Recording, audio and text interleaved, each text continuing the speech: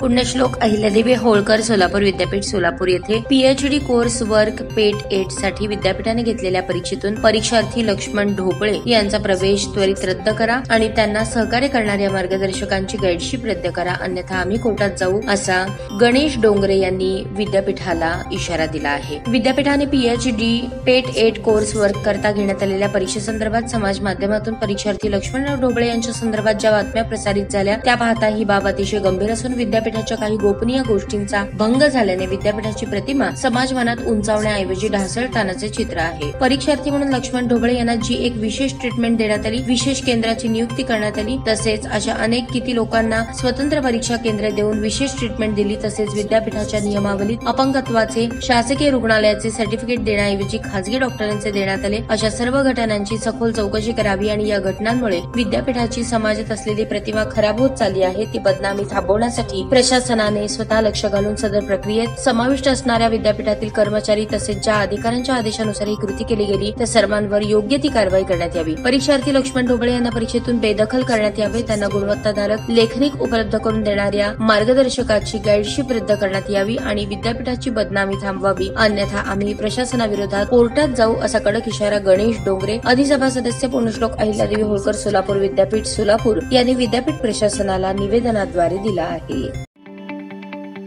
ताज्या बातम्या पाहण्यासाठी प्राईम महाराष्ट्र न्यूज चॅनलला सबस्क्राईब करा।